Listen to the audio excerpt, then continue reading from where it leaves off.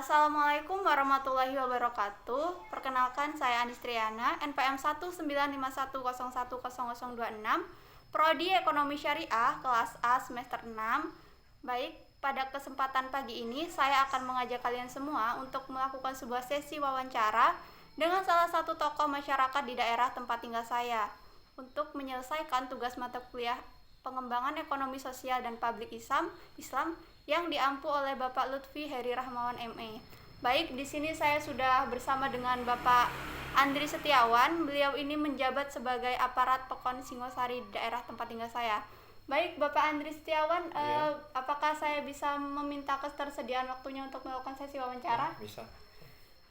Baik Pak, dalam sesi wawancara ini saya akan mengajukan beberapa pertanyaan. Bapak bisa menjawabnya dengan menurut pendapat Bapak sendiri atau menurut lubuk hati Bapak sendiri gitu maksudnya. Baik, bisa dimulai Pak untuk mempersingkat waktu? Bisa. Baik, kita mulai ya Pak. Menurut pendapat Bapak, bagaimana pandangan Bapak terhadap perekonomian di negara Indonesia ini?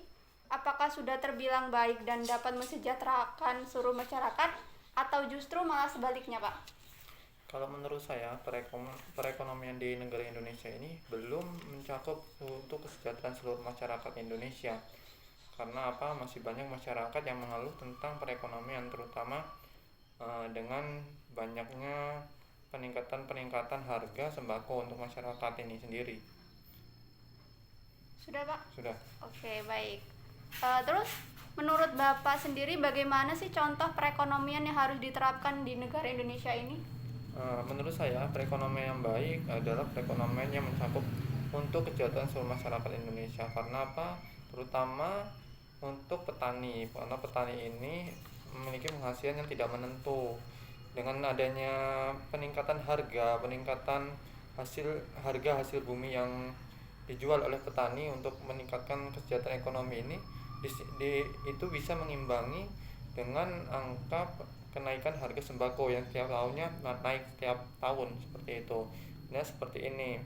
Harga-harga sembako yang terus naik harus diimbangi dengan harga hasil bumi yang juga harus diikuti untuk naik. Artinya ketika ada keseimbangan yang bisa untuk memampu masyarakat, ketika harga hasil bumi ini tidak dinaikkan sedangkan harga sembako meningkat, bagaimana perekonomian Indonesia bisa baik, bagaimana masyarakat Indonesia ini bisa makmur sejahtera seperti itu.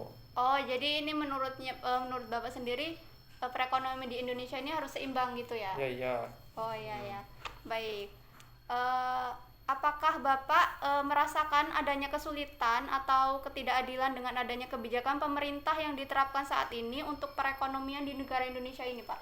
Menurut saya mendengar dari curhatan warga masyarakat, karena pada dasarnya saya ini adalah seorang aparat desa yang juga sebagai tokoh pemuda yang ada di wilayah desa Singosari ini. Tentu kami yang rata-rata adalah seorang petani sangat merasakan ketidakadilan. Karena mereka yang pegawai itu ketika setiap tahun mendapatkan gaji tetap, dengan artinya mereka mendapatkan gaji tetap, mereka tidak terlalu berdampak dengan kenaikan harga sembako. Sedangkan petani yang notabene mengandalkan hasil bumi, mengandalkan ini, ketika harga hasil bumi itu tidak naik sangatlah sulit. Apalagi sekarang harga harga untuk pembelian kebutuhan petani ini meningkat semua. Contohnya dari obat-obatan segala macam, obat rumput segala macam mengalami kenaikan, sedangkan harga-harga hasil bumi ini tidak mengalami kenaikan seperti itu. Oh, baik Pak. Oke. Untuk pertanyaan selanjutnya, apakah sistem perekonomian di negara ini sudah sesuai dengan ajaran agama Islam, yaitu untuk memberikan keadilan bagi seluruh masyarakat, atau justru malah perekonomian yang hanya menguntungkan pihak tertentu saja, Pak? Kalau untuk itu mungkin saya tidak bisa menjawab, artinya untuk sesuai dengan ajaran Islam atau ini saya tidak bisa menjawab terlalu signifikan. Tapi untuk lebih jelasnya mungkin seperti ini. Perekonomian di Indonesia saat ini tidak sama sekali memihak kepada petani, karena saya seorang anak petani.